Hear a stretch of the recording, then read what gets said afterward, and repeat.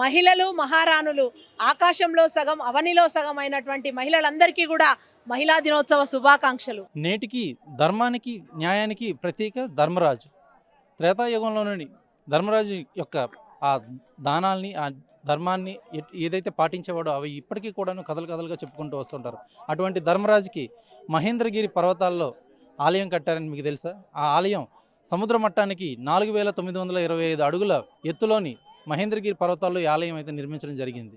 వాస్తవానికి ఇక్కడ ప్రజల యొక్క కథనం ప్రకారం చూసుకున్నట్లయితే కనుక ఆనాడు పాండురాజు తన వనవాసం పాండవులు తమ వనవాసం ఇక్కడ కొంతకాలం ఉన్నారని చెప్పేసి అయితే కథలు కథలుగా చెప్పుకుంటూ వస్తారు. ఈ వనవాస క్రమంలోని సంవత్సరికం చేసే దీనిగా పాండురాజు యొక్క సంవత్సరికం పితృకర్మలు చేసే దిశగా వారు ఈ వనవాసంలో ఉంటూ అక్కడ ఒక అడవి జంతువు యొక్క మాంసాన్ని తినవలసి వచ్చింది. ఆ అడవి జంతువు యొక్క మాంసం తినేందుకు వేటాడాల్సిన క్రమంలోని వారు అర్జునుడికి ధర్మరాజు అయితే ఒక పనిని అయితే అప్పచెప్పాడు.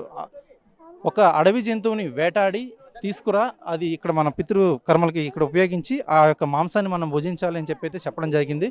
ఈ క్రమంలోని అర్జునుడు తూర్పు కనుమల వైపుగా దృష్టి సారించాడు. అయితే తూర్పు కనుమల వైపుగా ఏమీ కనిపించకపోసరికి అటుగా సముద్ర తీరాన దృష్టి సారించి ఎక్కడో దూరాన ఒక నల్లటి ఆకారం కనిపించగా అది ఏదో వన్యమృగం, అది ఒక మాంసానికి పనికొచ్చే జంతువుగా భావించి దానిపై అయితే అస్త్రాన్ని అయితే వేశాడు. ఈ అస్త్రం వెళ్ళి నేరుగా అక్కడ ఉన్నటువంటి ఆ జంతువుకైతే తగలగా ఆ జంతువు ఇంకేదో కాదు, అది ఒక కపిలిగోవుగా బయటపడింది. ఆ కపిలిగోవుకి ఆ అస్త్రం గుచ్చుకోగానే దాని నుంచి ఒక్క బొట్టు తక్కువ కోటి బొట్లు అయితే అక్కడ రాలడం జరిగింది. కోటికి ఒక్క బొట్టు తక్కువ అక్కడ రక్త బొట్లు అయితే పడడం జరిగింది.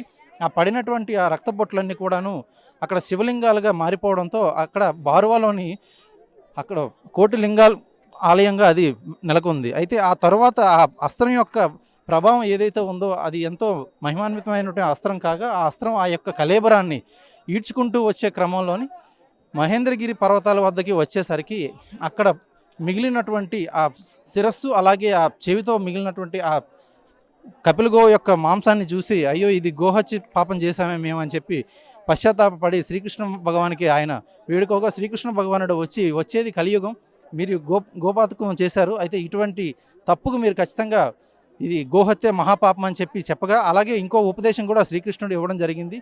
ఈ యొక్క మహేంద్రగిరి పర్వతాలపైన మీరు కనుక ఆ మహాశివుని యొక్క ఆలయాలను నిర్మించినట్లయితే కనుక మీరు చేసినటువంటి పాపాలను అయితే ఇందులో పూర్తిగా తుడిచిపెట్టుకుపోతాయని చెప్పడంతో అక్కడ కుంతి, భీముడు అలాగే పరశురామునికి ఆలయాలు కట్టించడమే జరిగింది. అయితే ఇందులో నకులు, సహదేవుడు, ద్రౌపదులకి మాత్రం ఆలయాలు లేకపోవడంతో ప్రజలందరూ కూడాను ఒక్కొక్క రాయిని పేర్చి నకులు, సహదేవులకి అయితే ఇక్కడ ఆలయాలను అయితే నిర్మించడం జరిగింది.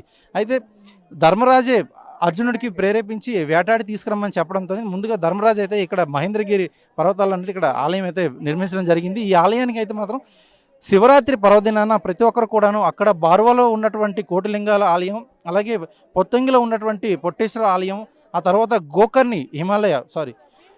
మహేంద్రగిరి పర్వతాల్లో ఉన్నటువంటి గోకర్ణి ఆలయం, ఈ మూడు కూడాను ఒకే రోజు దర్శించాలని చెప్పైతే పురాణాల్లోని అలాగే ఇక్కడ ఉన్నటువంటి స్థానికులు కూడాను కథలుగా చెప్పుకుంటూ వస్తున్నారు.